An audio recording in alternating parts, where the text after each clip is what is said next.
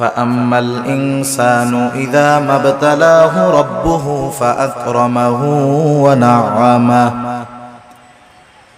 আল্লাহ রাব্বুল আলামিন বলেন ফাআম্মাল ইনসানু ইযা মাবতালাহু রাব্বুহু মানুষকে যখন তার রব পরীক্ষা করার জন্য ফাআকরামাহু ওয়া না'আমা তাকে সম্মান দেয় আর সম্মান দেয় সম্পদের মালিক বানায়া দেয়।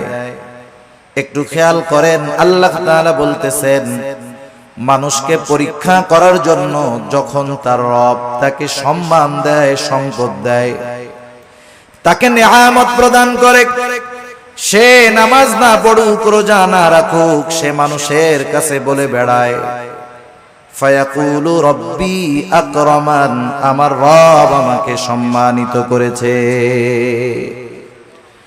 আল্লাহ তাআলা বললেন আমি মানুষকে সম্মান সম্পদ নিয়ামত পরীক্ষা করার জন্য দেই আর মানুষ এটাকে পরীক্ষা না মনে করে সে বলে আমার রব আমাকে সম্মানিত করেছেন। প্রথমত একটা জিনিস আমাদের ক্ষেত্রে ক্লিয়ার হওয়ার প্রয়োজন আল্লাহ তাআলা শুধু অভাব কষ্ট দুরবস্থা দিয়ে মানুষের পরীক্ষা নেন বিষয়টা এমন নয়, বরং সম্পদ সম্মান দিয়েও আল্লাহ তাআলা পরীক্ষা নেয়। যদি এমনটা হতো সম্মান সম্পদ মানুষের আল্লাহ তাআলার ভালোবাসার মাপকাঠি, যে যাকে আল্লাহ রাব্বুল আলামিন বেশি ভালোবাসেন তাকে মনে হয় আল্লাহ তাআলা বেশি সম্পদ দেন, বিষয়টা যদি এমন হতো বলেন তো দুনিয়ার মধ্যে আল্লাহ তাআলার সর্বাধিক প্রিয় বান্দাদের তালিকায় কারুনের নামটা হয়ে যাইত। কারুন তো পৃথিবীর অন্যতম বড় এক ধনী ছিল। বলেন তো আপনারা সহজেই জবাব দিতে পারবেন কারুনকে আল্লাহ তাআলা ভালোবাসে নাকি? একটু জোরে বলেন না বাসে? কারুনকে আল্লাহ তাআলা ভালোবাসে না, বরং কারুন নামটা মানুষের কাছে এত ঘৃণিত এত অপছন্দের। দুনিয়ার কোন মানুষের যদি সন্তান হয় সে যত গরিব হোক তাকে যদি বলা হয় তোমাকে মাসে 1000 করে বেতন দেওয়া হবে টাকা দেওয়া হবে ছেলের নামটা তুমি কারুন রাখো, আপনারা কেউ রাখবেন? আপনি বলবেন আরে দিন মজুর দিয়া খাইতা ঠিক কারুন আমার পোলার নাম মইরা গেলেও রাখবো না। এই কারুনকে কত সম্পদ আল্লাহ তাআলা দিয়েছেন, এই সম্পদ ছিল তার জন্য পরীক্ষা। সম্পদের মালিক কারুন যখন হযরত মূসা আলাইহিস সালাম কারুনকে বলল কারুন তুমি তোমার সম্পদের যাকাত দাও, কারুন যাকাত দিতে অস্বীকৃতি জ্ঞাপন করলো। শুধু তাই না, সে মূসা আলাইহিস সালামকে অপমান অপদস্থ করার জন্য অপবাদ দেওয়ার জন্য একজন খারাপ মহিলাকে সে ভাড়া করলো, শিখায় দিল তুমি মানুষের সামনে বলবা মূসা আলাইহিস সালাম আমার সাথে জিনা করেছে অপকর্মে লিপ্ত হয়েছে। এইবার যখন কারুন এই ষড়যন্ত্র চক্রান্ত করলো আল্লাহ তাআলা বরদাস্ত করলেন না। এই কারুন যখন সম্পদের মালিক হয় তখন কারুনের বন্ধুরা আল্লাহ তাআলার কাছে বলতো আল্লাহ আপনি মনে হয় কারুনকেই শুধু ভালোবাসেন আমাদেরকে ভালোবাসেন না। আমাদের সমাজেও এমন আছে 5 বন্ধু একসাথে লেখাপড়া করেছে একসাথে কর্মজীবন শুরু করেছে, একজন অনেক ধনী আর 4 জন গরিব। তারা আফসোস করে আর বলে দেখ আল্লাহ তাআলা ওকে ভালোবাসে, সব নিয়ামত আল্লাহ তাআলা ওকেই দিয়ে দিতেছে। কারুনের বন্ধুরাও বলতো আল্লাহ আপনি মনে হয় কারুনকে বেশি ভালোবাসেন এই জন্য এত সম্পদের মালিক বানায় দিচ্ছেন। কারুন যখন মূসা আলাইহিস সালামের অবাধ্য হলো, মূসা আলাইহিস সালামকে যখন অপবাদ দেওয়ার প্রচেষ্টা করলো আল্লাহ তাআলা কারুনের উপরে গজব দিয়ে দিলেন। কারুন তার সম্পদ সহ জমিনে ডাবতে শুরু করলো। তাফসীরের মধ্যে আসছে এখনো কারুন তার সম্পদ সহ জমিনের মধ্যে ডাবতেছে, কিয়ামত পর্যন্ত ডাবতে থাকবে। যখন কারুনের বন্ধুরা কারুনের এই দুরবস্থা দেখলো এইবার ওই গরিব বন্ধুরা বলে আল্লাহ আপনি কারুনকে সম্পদ দিয়েছেন ঠিক, কিন্তু বাস্তবে আপনি আমাদেরকে বেশি ভালোবাসেন। সম্পদ দেখে আমরা মনে করি আল্লাহ তাআলা মনে হয় তারে ভালোবাসে এই জন্য দিচ্ছে, বিষয়টা এমন নয়। কারুন সম্পদ পেয়েছে ঠিক, আল্লাহ তাআলার ভালোবাসা পায় নাই। আবার দুনিয়াতে অনেক মানুষ আছে সামাজিক অবস্থানের দিক দিয়ে তার সম্মান অনেক কম, সমাজের মানুষেরা তাকে গণ্যমান্য কোনো ব্যক্তি মনে করে না, সামাজিক দিক দিয়ে তাকে অবহেলা করা হয়, এমন লোক সমাজে আছে না নাই? এই মানুষগুলা অনেক সময় আফসোস করে আর বলে, আহারে সমাজের কোনো বিচার আচার সালিশে আমাকে ডাকে না, আমাকে এই সমাজের লোকই মনে করে না। হয়তো দুনিয়ায় সে দেখতেছে তার সম্মান কম, কিন্তু দুনিয়াতে আল্লাহ রাব্বুল আলামিন অনেক মানুষকে সম্মান দিয়েছেন তাদের পরীক্ষা নেওয়ার জন্য। কত সম্মানিত মানুষ ছিল ফেরাউন, কত সম্মানিত মানুষ ছিল নমরুদ, কত বড় বড় বাদশাহীর মালিক তারা হয়ে গেছে। কিন্তু বলেন তো, বাদশাহী পেয়েছে ঠিক, এই সম্মান পদবীর দ্বারা আল্লাহ তাআলার ভালোবাসা কি তারা পেয়েছে নাকি? পায় নাই। যে কথা বোঝাইতে চাইলাম যে সম্মান সম্পদ কারো থাকলেই এটা মনে করার সুযোগ নাই যে তাকে আল্লাহ তাআলা ভালোবাসে। সম্মান সম্পদ দিয়ে আল্লাহ তাআলা মাঝে মধ্যে পরীক্ষা নেন, কিন্তু বোকা মানুষগুলা কি মনে করে? বোকা মানুষগুলা মনে করে আমারে আল্লাহ সম্পদ দিছে, ভালো না বাসলে দেয়। আমারে আল্লাহ চেয়ারম্যান বানাইছে, এমপি বানাইছে, সমাজের বড় ভিআইপি সিআইপি বানাইছে, আল্লাহ ভালো না বাসলে কি এগুলা দেয়? তারা এটা মনে করে। অথচ আল্লাহ কি বলেন যে তাদের রব তাদেরকে এগুলা দিয়েছে পরীক্ষা করার জন্য, আর তারা বলে আমাদের রব আমাদেরকে সম্মানিত করেছে। এরপরে আল্লাহ রাব্বুল আলামিন বলেন, ওয়া আম্মা ইযা মাবতালাহু ফাকাদারা আলাইহি রিজকাহু ফায়াকুলু রাব্বি আহানান। আবার মানুষকে যখন তার রব পরীক্ষা করার জন্য রিজিকের মধ্যে সংকীর্ণতা দিয়ে দেয়, অভাব দেয়, সম্মানটা কমে যায়, কষ্ট ক্লেশে সে পতিত হয়, এইবার ও এইটাকে পরীক্ষা মনে করে না, বরং তার এই অভাব কষ্ট ক্লেশের জন্য সে আল্লাহ তাআলাকে দায়ী করে। বলে ফায়াকুলু রাব্বি আহানান, আমার রব আমাকে অপদস্থ করেছে, অপমানিত করেছে। মুফাসসিরিনে কেরাম বলেন সে তার ভাষায় বলতে চায় যে আমি সম্মানের উপযুক্ত ছিলাম, কিন্তু আল্লাহ আমাকে সম্মান দেয় নাই। নাউজুবিল্লাহ বলেন। অনেক সময় অনেক জায়গায় দেখবেন, বোঝানোর জন্য বলতেছি, নির্বাচন হয় না, নির্বাচন কেউ জিতে কেউ হারে, অনেক ক্ষেত্রে কন্টেস্ট হয়। একজন হেরে গেল, সে তখন বলে হারে আমি জেতারই যোগ্য ছিলাম, কিন্তু আল্লাহ আমারে জিততে দেয় নাই। সে না জয়ী হওয়াটাকে দোষ দেয় কার? আল্লাহ তাআলা। মুফাসসিরিনে কেরাম বলেন মানুষেরা কেমন জানি বলতে চায় আমি সম্মানের উপযুক্ত ছিলাম, কিন্তু আমার রব আমারে সম্মান দেয় নাই। আমি সম্পদের উপযুক্ত ছিলাম, কিন্তু আমার রব আমাকে সম্পদ দেয় নাই। সে তার রিজিকের সংকীর্ণতাটাকে পরীক্ষা মনে করে না, বরং সে তার রিজিকের সংকীর্ণতাটাকে আল্লাহ রব্বুল আলামিনের উপরে দোষ চাপায়া দেয়। তাহলে দ্বিতীয় বিষয় ক্লিয়ার কি? দ্বিতীয় বিষয় হলো যে আল্লাহ তাআলা এক নাম্বার সম্পদ সম্মান এটাও পরীক্ষার জন্য দেন। দুই নাম্বার রিজিকের সংকীর্ণতা, দুনিয়ার কষ্ট ক্লেশ অপমান, এটাও আল্লাহ তাআলা পরীক্ষার জন্য দেন। কি দেখতে চান পরীক্ষার মাধ্যমে? আল্লাহ তাআলা দুই অবস্থাতেই দেখতে চান যে বান্দা সুখ স্বাচ্ছন্দ্যের জীবন পেয়ে আমি আল্লাহকে ভুলে যাই কিনা। আল্লাহ তাআলা দেখতে চান বান্দা কষ্ট ক্লেশে পতিত হয়ে আমি আল্লাহ তাআলাকে দোষারোপ করে কিনা। যারা আল্লাহ তাআলাকে দোষারোপ করে না, অভাব কষ্ট ক্লেশে পতিত হওয়ার পরেও আল্লাহ রাব্বুল আলামিনের উপরে সন্তুষ্ট থাকে, এরাই হলো পরীক্ষায় পাস। আর যারা সম্পদ সম্মানের মালিক হয়ে যখন নাফরমানি করে, অহংকার করে, এরা হলো পরীক্ষায় ফেল।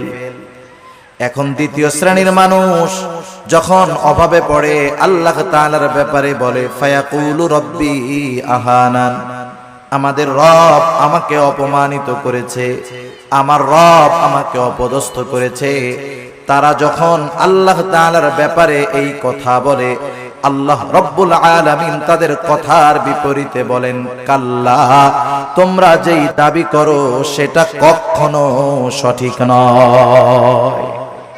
জবাব দিচ্ছে কে? আল্লাহ তাআলা। কোন কথার? যে তারা বলে যে আমার রব আমাকে কি করছে? অপমান করছে। আল্লাহ তাআলা বলেন, কাল্লা, কখনো নয়। না বোধক শব্দ আছে অনেকগুলা, যেমন একটা শব্দ হলো লা, সাধারণ শব্দ না। কাল্লা, কখনো নয়, এটা আরো দৃঢ়তার সাথে না বোধক অর্থ বোঝায়। আমি শব্দটার ব্যাখ্যার দিকে যাব না। যাই হোক, দৃঢ়তার সাথে আল্লাহ তাআলা বলতেছেন, কখনো নয়, আমি কখনো এমনটা করি নাই।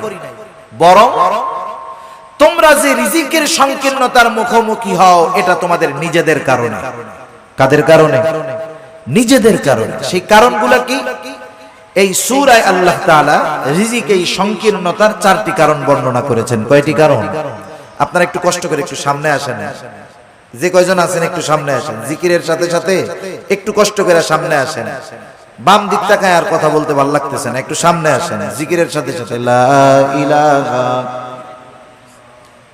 যারা মুরব্বিরা আছেন একটু সামনে আসেন। বাচ্চারা সামনে থাকলে ওরা কথা বুঝে, ওরা তো হুজুরদের ডরে বয়ে রয়েছে ওই জায়গায়, যে ওইটা গেলে হুজুরে আবার পরে কিছু বলে কিনা, বুঝেন নাই? আপনারা একটু সামনে আসেন, এই সামনে আমার সামনাসামনি আসেন, একেবারে আমার সামনাসামনি আসেন। জিকিরের সাথে সাথে লা ইলাহা ইল্লাল্লাহ, লা ইলাহা, লা ইলাহা ইল্লাল্লাহ, লা ইলাহা, লা ইলাহা ইল্লাল্লাহ, মুহাম্মাদুর রাসূলুল্লাহ সাল্লাল্লাহু আলাইহি ওয়াসাল্লাম। যারা বলে যে আমাদের রিজিকের সংকীর্ণতা দিয়েছে আল্লাহ, যারা এই কথা বলে তাদের কথার জবাব দিচ্ছেন কে? আল্লাহ তাআলা বলতেছে, তোমরা যে দাবি করতেছো এটা কখনো সঠিক নয়, বরং রিজিক সংকীর্ণতার জন্য তোমরা নিজেরাই দায়ী।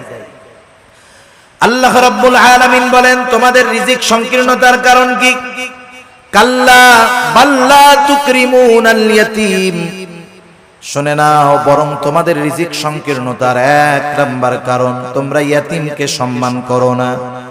একটু খেয়াল দিয়ে শুনবেন, রিজিক সংকীর্ণতার 1 নাম্বার কারণ, তোমরা ইয়াতীমকে সম্মান করো না। ইয়াতীমকে সম্মান করব, ইয়াতীম তো আমার ছোট। যদি ছোট হয়, এখানে আবার সম্মানের বিষয়টা কেমনে? মুফাসসিরিনে কেরাম বলেন, ইয়াতীমের যথাযথ হক আদায় করা হলো ইয়াতীমকে সম্মান করা। আল্লাহ রাব্বুল আলামিন বলেন, তোমরা ইয়াতীমকে সম্মান করো না, তথা ইয়াতীমের হকগুলো তোমরা আদায় করো না। বরং সমাজের মধ্যে অনেক মানুষ আছে ইয়াতীমের অভিভাবক, সে ইয়াতীমের হক আদায় করবে কোথায়? ইয়াতীমেরটাই তো খায় ফেলে। আছে না নাই? ইয়াতীমের সম্পদ এটা বড় জঘন্য সম্পদ। আল্লাহ তাআলা সাধারণ ভাবেই বলেন, ইয়া আইয়ুহাল্লাযীনা আমানু লা তাকুলু আমওয়ালাকুম বাইনাকুম বিল বাতিল। আল্লাহ তাআলা বলেন, তোমরা অন্যায়ভাবে কারো সম্পদ ভক্ষণ করো না। কারণ কেউ যদি কারো সম্পদ ভক্ষণ করে, এর সাথে বান্দার হক সম্পৃক্ত থাকে। কিয়ামতের ময়দানে কেউ যদি কারো সম্পদ অন্যায়ভাবে ভক্ষণ করে দুনিয়ায়, কিয়ামতের ময়দানে ওই লোকটা সবচাইতে নিঃস্ব হয়ে যাবে। হাদিসের মধ্যে আসছে, নবীজি সাল্লাল্লাহু আলাইহি ওয়াসাল্লাম বলেন, কিয়ামতের দিন সবচাইতে নিঃস্ব হবে ওই ব্যক্তি যার আমলের কোনো অভাব নাই, নামাজ রোজার অভাব নাই, হজ যাকাতের অভাব নাই, দান সাদকার অভাব নাই, এক কথায় কোন প্রকার নেক আমলের অভাব নাই। দুনিয়াতে তার একটা সমস্যা ছিল, সে বান্দার হক নষ্ট করত। পাহাড় পরিমাণ আমল নিয়ে বান্দার হক নষ্টকারী কিয়ামতের ময়দানে আল্লাহর সামনে উঠবে। ও নেকের পাহাড় দেখে চিন্তা করবে, ওর জান্নাতে যাওয়া কে ঠেকায় আছে? আল্লাহ তাআলা তাকে জান্নাতে যাওয়ার অনুমতি দেওয়ার পূর্বে তার ব্যাপারে আল্লাহ রাব্বুল আলামিনের দরবারে মানুষেরা অভিযোগ দায়ের করবে। লম্বা হাদিস, আমি শুধু সারমর্ম কথাগুলা বলতেছি। কিছু লোক তার বিরুদ্ধে আল্লাহ রাব্বুল আলামিনের কাছে অভিযোগ দায়ের করবে। লোকটা হয়তো বলবে, আল্লাহ, এই লোকটা দুনিয়াতে আমার হক নষ্ট করেছিল। কেউ বলবে আমার সম্পদ দখল দিয়েছিল, কেউ বলবে আমাকে কষ্ট দিয়েছিল। এক কথায় আমার হক নষ্ট করেছিল আল্লাহ। দুনিয়ার ভিতরে আমি দুর্বল থাকার কারণে আমি ন্যায় বিচার পাই নাই। দুনিয়াতে আমি মাজলুম ছিলাম, আয় আল্লাহ, আজকের দিন আমি কি ন্যায় বিচার পাবো না? বরং আল্লাহ রব্বুল আলামিন তো সেই দিন ন্যায় বিচার কায়েম করবে, ইনসাফের আদালত আল্লাহ তাআলা প্রতিষ্ঠা করবে। আল্লাহ রব্বুল আলামিন বলেন, ওয়ানাদাউল মাওয়াজিনাল কিসতা লিয়াউমিল কিয়ামাতি ফালা তুযলামু নাফসুন শাইআ। আল্লাহ রাব্বুল আলামিন বলেন, আমি কিয়ামতের দিন ইনসাফের আদালত কায়েম করব। ওয়ানাদাউল মাওয়াজিনাল কিসতা লিয়াউমিল কিয়ামাহ, এমন ইনসাফ ওয়ালা আদালত আল্লাহ তাআলা বলেন, ফালা তুযলামু নাফসুন শাইআ, সেই দিন কারো উপরে সামান্যতম কোনো জুলুম করা হবে না।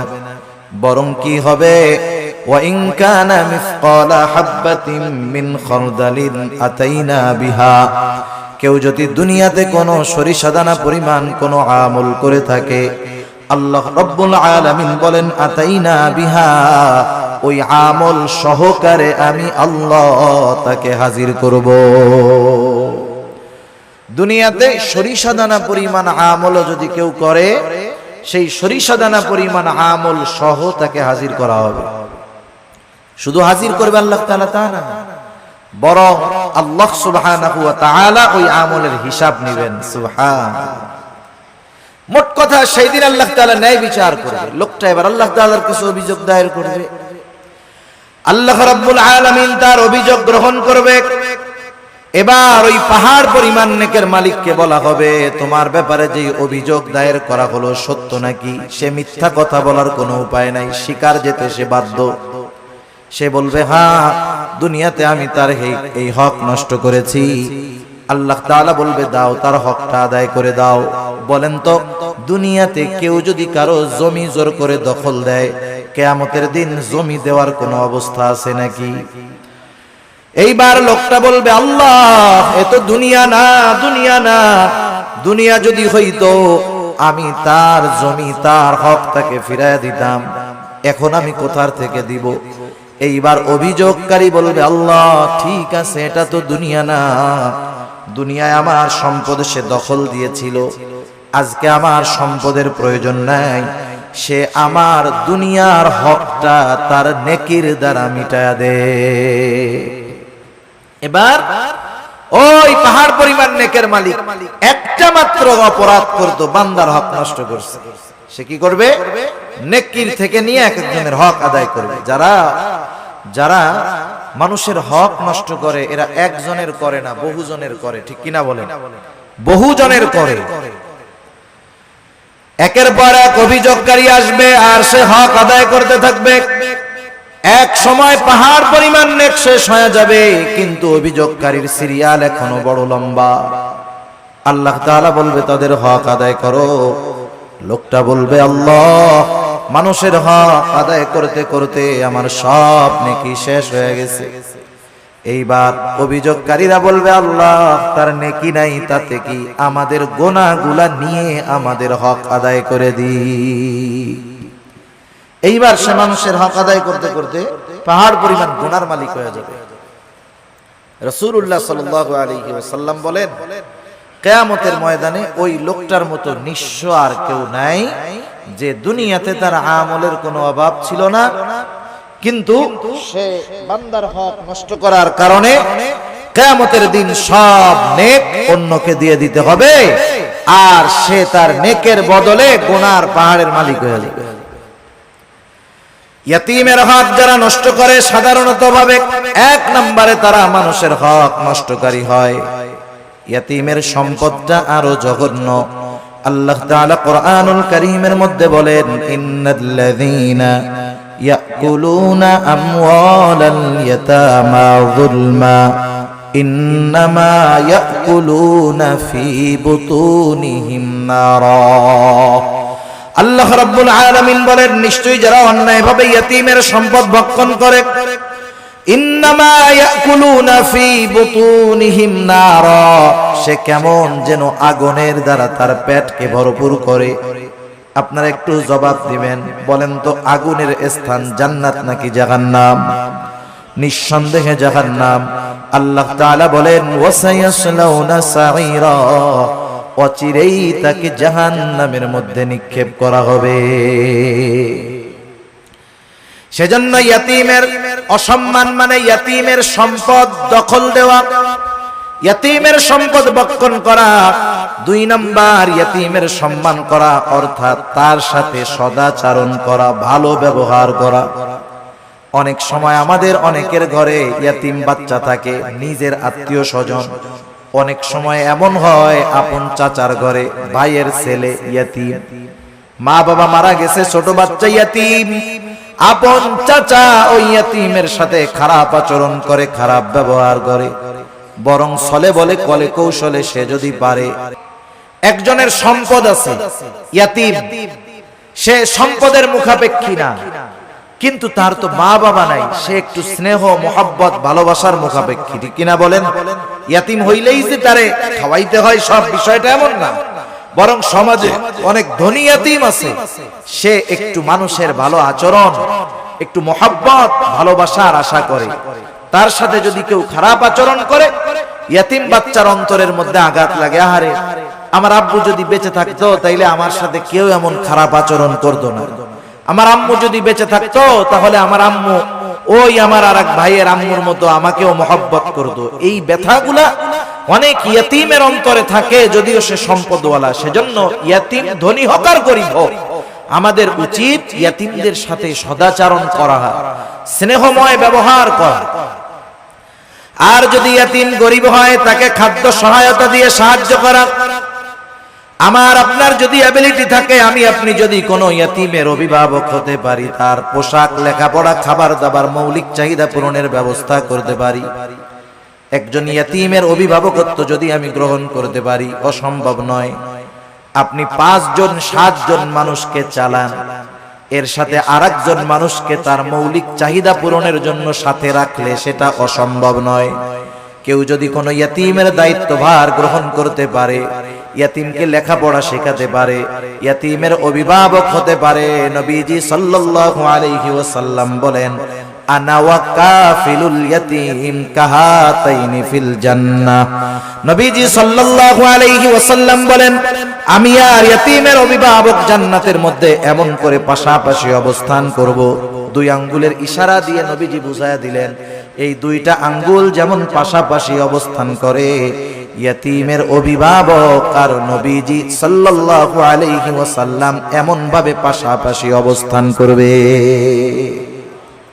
তাহলে ইয়তীমের সম্মানের তৃতীয় অর্থ যে যদি পারা যায় তাহলে ইয়তীমের অভিভাবকত্বের দায়িত্ব গ্রহণ করা। আপনি আমি পুরাটা পারি না, মাসে 500 টাকা দিয়ে একটা ইয়তীমের খরচ বহন করতে পারি, বছরে 1000 টাকা দিয়ে পারি যে এটা আমি শুধুমাত্র ইয়তীমদের জন্য দিলাম।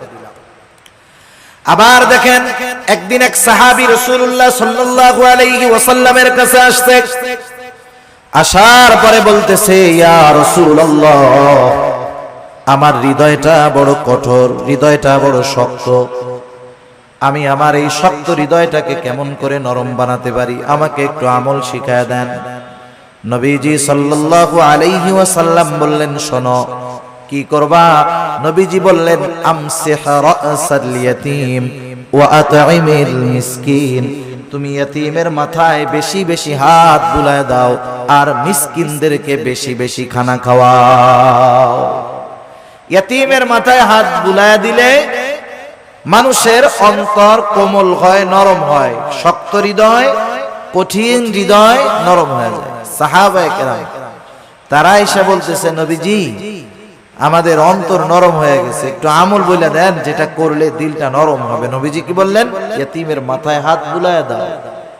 সেজন্য ইয়তীমকে সম্মান করা তথা ইয়তীমের হক আদায় করা, ইয়তীমের সাথে সদাচরণ করা, ভালো ব্যবহার করা, ইয়তীমের সম্পদ ভক্ষণ না করা, যারা এই কাজগুলা করবে তারা জীবনে যে কোনো একটা পর্যায়ে রিজিকের সংকীর্ণতার মুখোমুখি হবে। তাহলে রিজিক সংকীর্ণতার 4 কারণের প্রথম কারণ হলো আল্লাহ তাআলা বলেন, তোমরা ইয়াতীমদেরকে সম্মান করো না তথা ইয়াতীমের হক তোমরা আদায় করো না। 2 নাম্বার, আল্লাহ রাব্বুল আলামিন বলেন, ওয়ালা তাহাদ্দুনা আলা তুআমিল মিসকিন, তোমরা মিসকিনদেরকে খানা দাও না। ব্যাখ্যা হলো, তোমরা শুধু খানা নিজে দাও না তা না, নিজেও দাও না, অপরকে খানা দিতেও অনুৎসাহিত করো, নিরুৎসাহিত করো। নিজেও দেয় না, আরেকজনকেও দিতে দেয় না। অনেক সময় আপনি দোকানে বসে আছেন, একজন গরিব মানুষ আসছে আপনার কাছে কিছু চাইতে, সে কোথা থেকে আসছে, কি করবে না করবে সেটা ভিন্ন কথা, তার অবস্থা দৃষ্টিগোচর হচ্ছে সে বড় অভাবী, দরিদ্র, কষ্টে আছে। সে আইসা বলতেছে আমার একটু কলা রুটি কিনা দেন খাই, অথবা 10টা টাকা দেন। আপনি যদি তাকে না দেন গুনাহ হবে না। কিন্তু আমাদের সমাজের কিছু মানুষ আছে প্রথমে নিজে দেয় না, বলে ওইদিক যা ওইদিক যা। পাশের থেকে বন্ধু যদি দিতে চায়, 10 টাকা বাহির করছে, বলে ওরে না দিয়ে আমার একটা বিড়ি খাওয়া কাজে লাগবে। আছে না নাই এরকম? নিজেও দিল না, আরেকজনকেও দিতে দিল না। এ খাসলাত ছিল আবু জেহেলের। কার ছিল বলেন না? আবু জেহেলের। ইয়াতীমদের সাথে খারাপ আচরণ করত, এই খাসলাত ছিল আবু জেহেলের। মিসকিনদেরকে খানা দিত না, এই খাসলাত ছিল আবু জেহেলের। আর মিসকিনদেরকে খানা না খাওয়ানো, এটা জাহান্নামীদের জাহান্নামে যাওয়ার অন্যতম কারণ। যখন জান্নাতি ও জাহান্নামীদের মধ্যে কথোপকথন হবে, জান্নাতীরা জাহান্নামীদেরকে জিজ্ঞাসা করবে, মা সালাকাকুম ফি সাকার, কোন জিনিস তোমাদেরকে জাহান্নামের মধ্যে আনলো?